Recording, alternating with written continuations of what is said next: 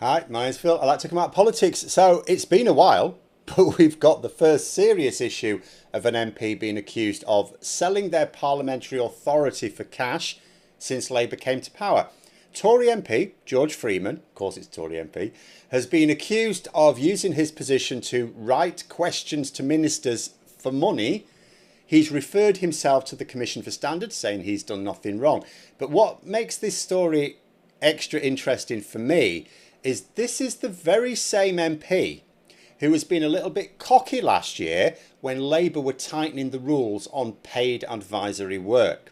But first, for daily news and politics, please subscribe to the channel so you can stay notified. So I'd almost forgotten what it was like to talk about a scandal of dodgy dealings for MPs. We used to get these things about 3 times a week when the Tories were in power. Since Labour took over, like what have we had? A friend bought Keir Starmer some glasses, and Louise Haigh once lost a phone. Labour are rubbish at scandals, absolute amateurs. The Tory press have to make up the most ridiculous things to generate any sort of outrage at this Labour government. But even the Tories seem to have stopped.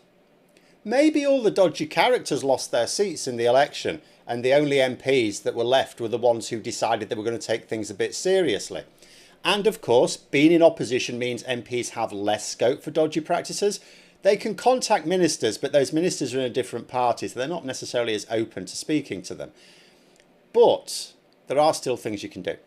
And the Sunday Times today are reporting that they have seen leaked emails which suggest Tory MP George Freeman has been submitting parliamentary questions to ministers, which were not his own questions, but ones given to him by people who are paying him.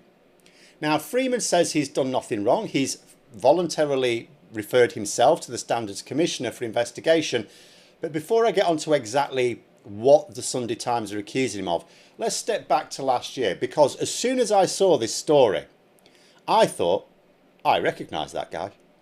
One of the first things Labour said they would be doing, and indeed did do when they formed a government, was tackling like what you'd basically say are paid lobbying jobs for MPs.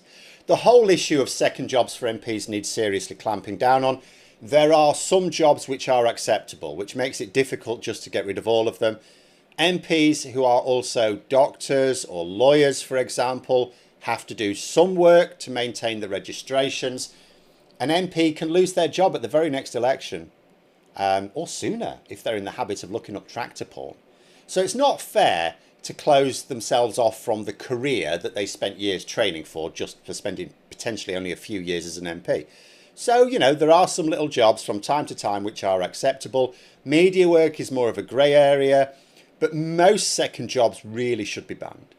The argument is that if an MP is getting paid more for second jobs than being an MP, then being an MP is not their main job. And if you've got 2 jobs and one's clearly the main job, your primary source of income, you've got a side job, which one's more important? That is the argument there. Being an MP should be your main job. Personally, I've said this before, I'd bring in a rule that all MPs have to disclose all sources of income, no exceptions, no loopholes, and any income not from Parliament basically is taxed at 100%. Now, if that would be legally difficult because you'd technically be working for free, then you can have 100% minus whatever the minimum wage rate is, right? But anyway, Labour have introduced 2 phases of restrictions on second jobs as part of their efforts to restore trust in politics. The first was to immediately tighten up the rules on lobbying paid advisory work, basically. And the second phase is ongoing right now. It's a cross-party group of MPs who are going to decide which jobs should and shouldn't be allowed.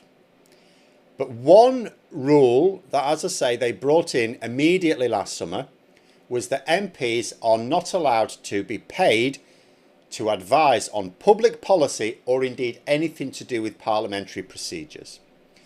And I remember this name, George Freeman. Last year, so these new rules were coming into effect, an article in the Mirror mentioned him. I dug it out, I did find it.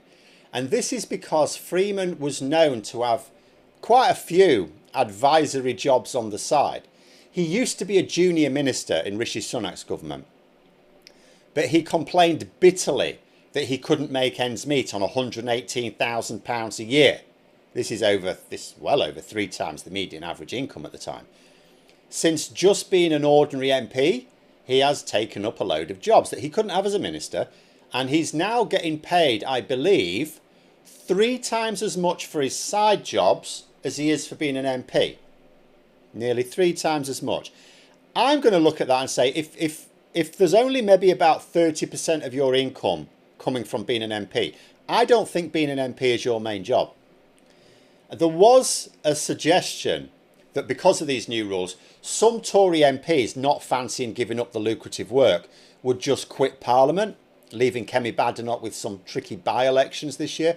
Now, that hasn't happened as yet, but old Georgie boy at the time, he wasn't worried. He was actually asked, because he had all these, advisory jobs, he was asked, well, are you going to have to give up these jobs? And he said, no, I'm more than happy with these new rules. Absolutely brilliant rules. I love them. But they won't affect me. Which raised a few eyebrows at the time, because he had 5 jobs, which all looked like they would fall foul of the rules. But remember, it's not that MPs aren't allowed jobs advising companies as such. I think they should be banned. But the current rules allow them to have advisory jobs. They're only banned from being paid to advise on public policy and parliamentary procedures. Basically, companies that want to employ an MP in order to tell them how to get their points across to ministers, or how to get, applications through the process, or whatever it is, they're not allowed to do that. So now let's look at some of the details alleged in the Sunday Times. So they say they've got emails which show he was paid £60,000 a year by a company which wrote several of his parliamentary questions. And he said in some cases the wording was changed here and there, but actually in some cases it was word for word the same. Now, if this is true, this is what it means. So George Freeman, as an MP, has the power to write letters to ministers and expect a response. Like any of us can try and write to a minister. We'll probably get a response at some time from some civil servant. But an MP writing to a minister, no, they've got to have a ministerial response, right?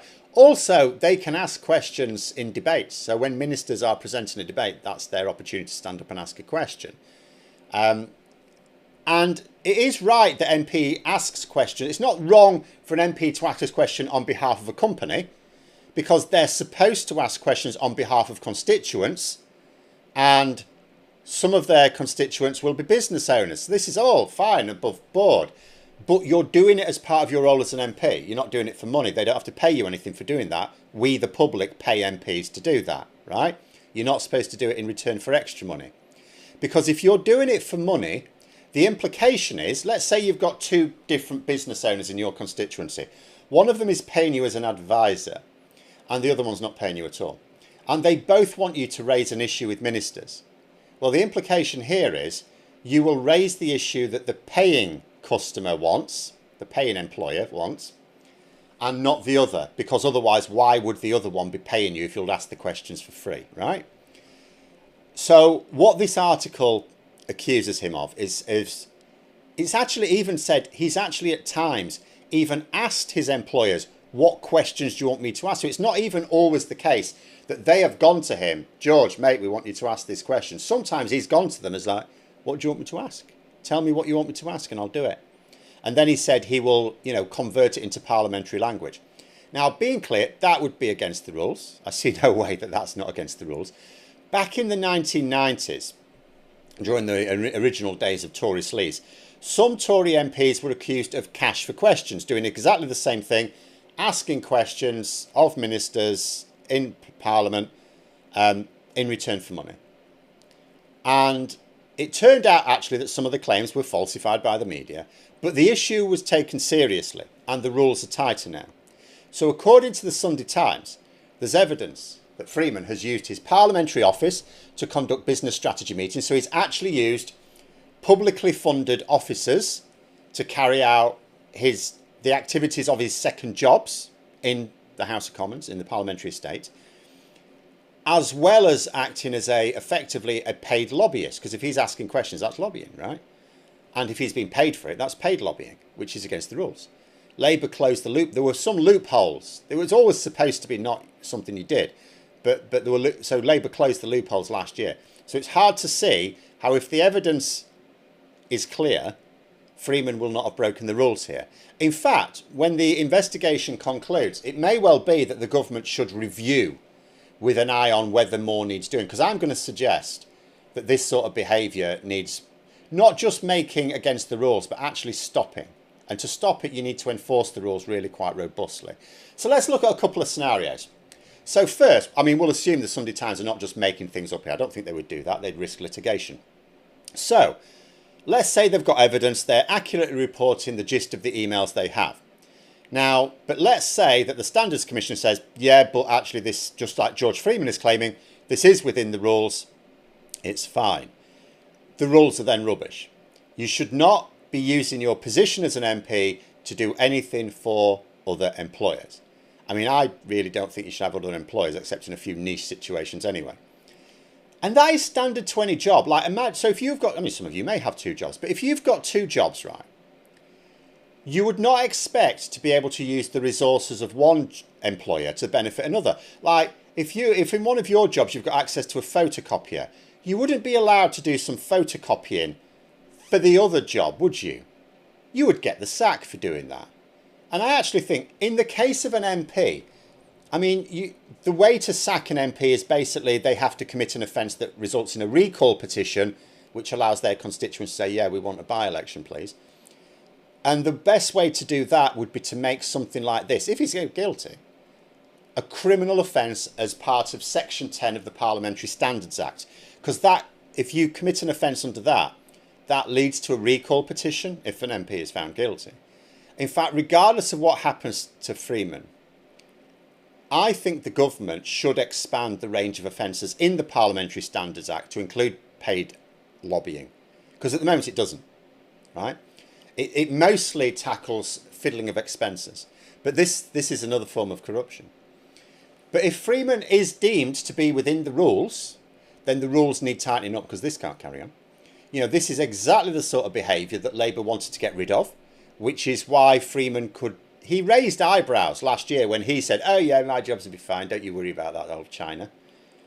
Second outcome. So let's say Freeman is found guilty, but there's no serious penalty.